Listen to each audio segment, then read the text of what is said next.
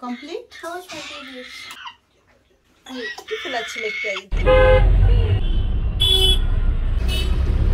Good morning everyone, welcome to another new vlog. এখন আমরা যাচ্ছি নতুন ফার্মে।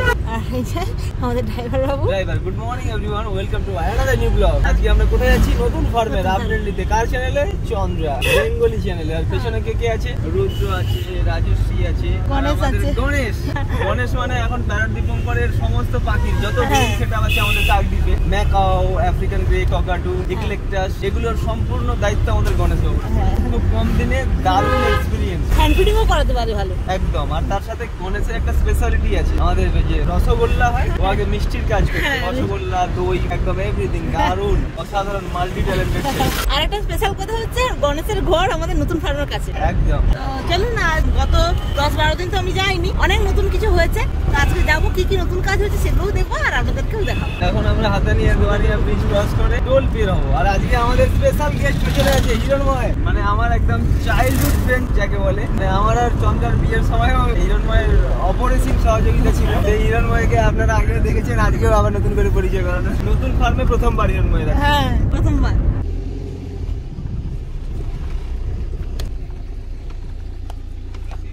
ঘটে গেছে অ্যাকচুয়ালি, হঠাৎ করে দেখি, সকালে দেখেছি কিছুই নেই, হঠাৎ কিছু সময় পরে হঠাৎ করে একজন বললো কাজের লোক তাকে 4-5টা এখানে কামড়ে দিয়েছে, ডাঁস এরকম বড় বড়। যে মৌমাছির চাকটা তৈরি হয়েছিল এত বড়, 10 মিনিটের মধ্যে কোথা থেকে একদম হুড় করে এসে ভরে গেল। আমি চেয়েছিলাম যে ভিডিওটা বানাবো, সেই সময় দুপুরে লাঞ্চ করতে বসছি, ভেবেছিলাম একটু পরে একটা ভিডিও করবো, কিন্তু তারপরে আর টাইম পেলাম না। এসে 10-15 মিনিট ছিল, সঙ্গে বসে তারপর উড়ে বেরিয়ে গেছে। সেই ফাঁকে আমাদের একটা হাঁস, ওকে একসঙ্গে ওই 7-8টা কামড়েছে মাথায় পাথায়, তারপরে সেটা যন্ত্রণাতে মারা গেছে। কালকে মারা গেছে, বসছিল ওই তেঁতুল গাছের ওই জায়গাটাতে। কিছুক্ষণের জন্য এসেছিল না? 15-20 মিনিট।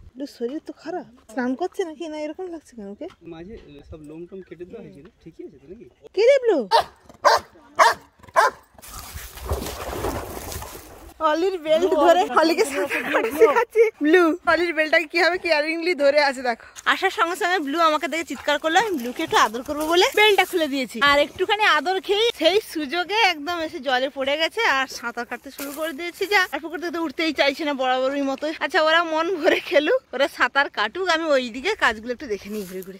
এদিকে আমার খেসারি কড়ি দিয়েছিলাম, কি সুন্দর খেসারি কড়ি ফুল হয়ে খেসারি কড়ি ধরে গেছে। সেপারেট যে কেজের কাজ প্রায় কমপ্লিট। ওপর তো অ্যাজবেস্টটা চেপে গেছে, জালও ঘেরা হয়ে গেছে, আর ভিতরে মেঝেও কমপ্লিট হয়ে গেছে। এই যে সেপারেট কেজ গুলো হয়েছে, অ্যাজবেস্টাসের তারটা ডাইরেক্ট পশু পাখিদের গায়ে লাগবে না, তাই অ্যাজবেস্টাসের তলায় এরকম চাঁচ দেওয়া হয়েছে। দরজা লাগার কাজ বাকি আছে, আর ওই গ্যাপ গুলো পূরণ করে দিলে আর ওই দরজাটা লেগে গেলে এবারে আমাদের পুরোনো ফার্ম থেকে পিজন, জাভা, ফিঞ্চেস, তারপরে সানকনু, ককাটেলস এগুলো আলাদা আলাদা সেপারেট কলোনি করে রাখা হয়েছে, তারা এসে এখানে শিফট হয়ে যাবে। ওপেন এভিয়ারির কাজ তো খুব জোর কদমেই চলছে। গতবারে এসে দেখেছিলাম নিচে মাটি কেটে নিচ থেকে কলম তুলছিল, আজকে এসে দেখি না মাটির তলায় কলমের কাজ কমপ্লিট হয়ে গেছে। এবারে ওপরে রড দাঁড়িয়ে গেছে, লাঞ্চের ব্যবস্থা করছে বৌদি। ল্যাকসনটা এখানে বসে আছে। আয়, কি হয়েছে তুই এখানে বসছিস কেন? আমাদের নতুন ফার্মে টিউবওয়েল রেডি হয়ে গেছে। লু, আরে পুকুরে নামতে হবে না, ওই পুকুরে তো পড়ে পড়ে এলি। আজকে নিজেই কুক হয়ে গেছে নাকি? প্রথমে ড্রাইভিং, তারপর কুকিং করেছি আমি, জাস্ট একটু লাস্টের দিকে ফিনিশিং ফাইনাল টাচ।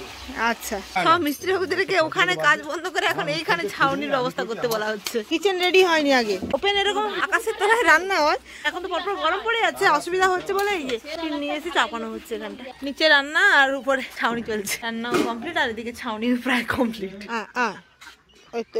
চলে রুদ্রা, মাছ ধরা শুরু হয়ে গেছে। রুদ্র তো আছে আমাদের মাছ কোড়ানো এক্সপার্ট।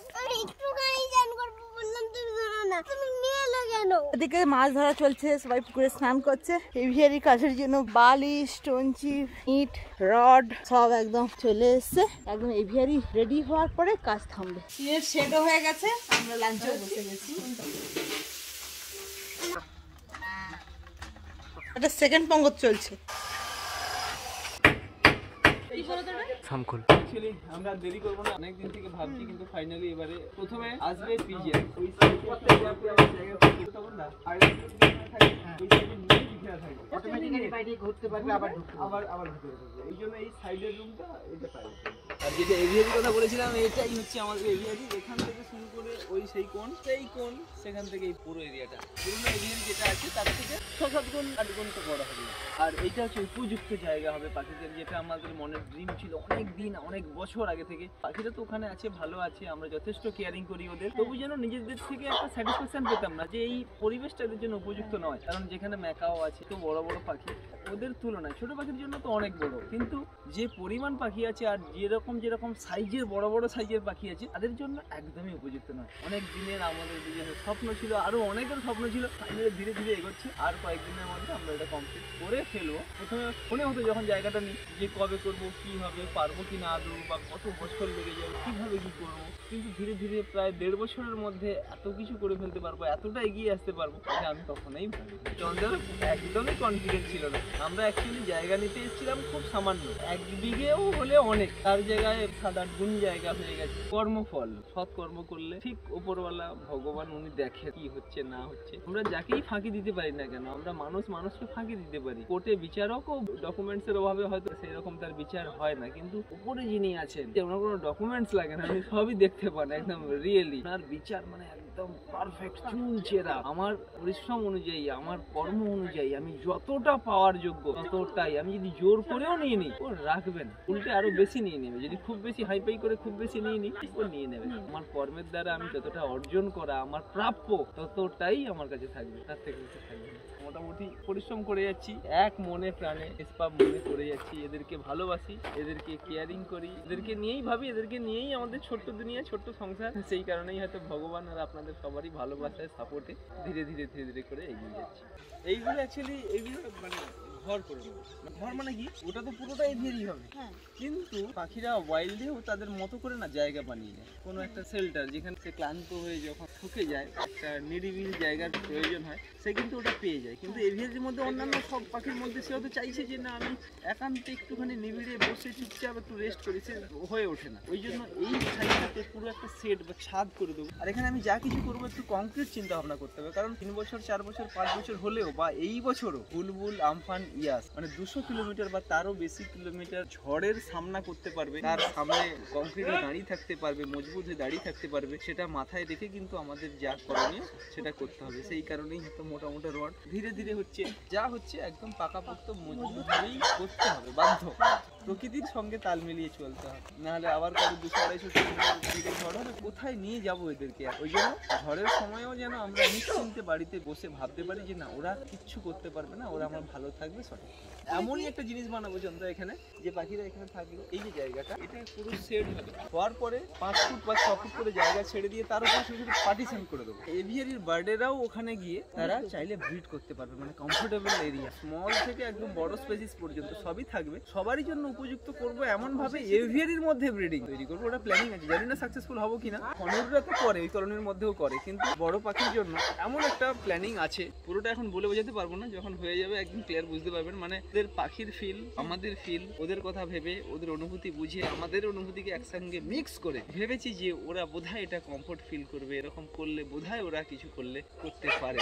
তো সেই আশায় করেছি, দেখা যাক আর বাস্তবে তোমরা সবাই দেখবো প্র্যাকটিক্যালি কি হবে। এটার উপরে মানে রড দাঁড়িয়ে আছে, এইগুলো কলাম হবে, এটা সেট হবে, ছাদ হবে, দোতলার উপর থেকে পুরো নেট চলে যাবে ওই সেই পর্যন্ত। আচ্ছা, আর ওগুলো সব কলাম উঠে যাবে, কলাম উঠে যাবে। আর পাইপ বা লোহার রড ফড দিলে হতো, কিন্তু মানে যা আমফান দেখেছি তো মনে পড়লে গা শিউরে ওঠে। সেই জন্য ভাবি যে কংক্রিট করে দিলে ভালো হবে, কিন্তু একটা হিউজ খরচা ব্যাপার আছে, ধীরে ধীরে হবে, আর একটু টাইম লাগবে। ওইখানে একটা ছোট আম গাছ, এই আম গাছটার গোড়াটা ফুটিয়ে দিলে আরো ভালো হবে। এইবারই নতুন লাগিয়েছিলাম আলফান্স, আর দাদা কত সুন্দর মুকুল এসেছে দেখো, সেখানে ফুটিয়ে দিতে হবে।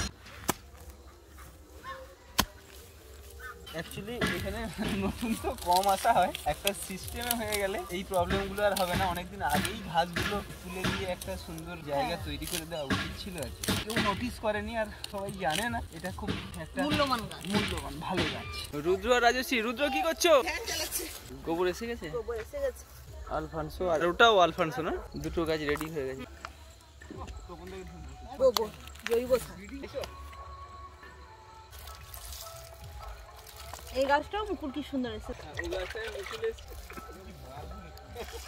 সন্ধে হওয়ার সঙ্গে সঙ্গে আমাদের নতুন ফার্মে গোটাটা আলো জ্বলে গেছে, হাঁস মুরগি যে যার ঘরে সব ঢুকে গেছে। চলো এখন বেরোতে হবে। আমরা এখন ঘরে পৌঁছে গেছি আর ঘরে পৌঁছে দেখছি না আমরাল্লা কাকুটি বাবুটা এই যে ঢাসি নিয়ে ফেলতে বসে গেছিস। ওরে বাবা রে খিদে পেয়েছে। ওকে সারাদিনে 4 বার হ্যান্ড ফিডিং দেওয়া হয়। আমি সকালে হ্যান্ড ফিডিং দিয়ে গেছি, তারপরে মাঝখানে 2 বার ও রাতের হ্যান্ড ফিডিং দিয়ে দিয়েছে। এখন শুধু রাতের হ্যান্ড ফিডিংটা বাকি আছে। এখন একে এর রাতের হ্যান্ড ফিডিংটা দিতে হবে। আসি তুই এখানে একটু বস, আমি এর জন্য খাওয়াটা রেডি করছি। সবাই রেডি হয়েছে, দিচ্ছি ঘুটু ফোলাতে পেরেছো তুমি? ঘুটু ফোলে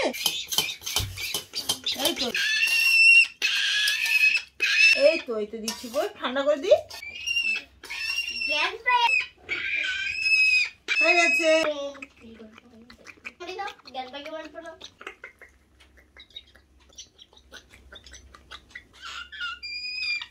খুব খিদে হয়ে গেছে। নতুন ফার্ম থেকে ফিরে এসে যখন দেখি একদম কপ খালি হয়ে গেছিল। এটাই লাস্ট হ্যান্ড ফিড, এরপরে আর দেবো না। কাল সকালে 7টার সময়।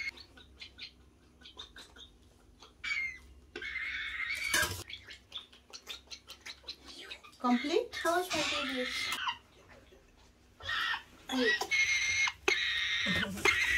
ছিল একটাই। তো আজকে ব্লগটা এখানে শেষ করবো। ভালো লাগলে একটা লাইক করবেন, আর চ্যানেল নতুন হলে চ্যানেলটাকে সাবস্ক্রাইব করবেন। দেখা হচ্ছে নতুন ব্লগে। আজকের মতো টাটা।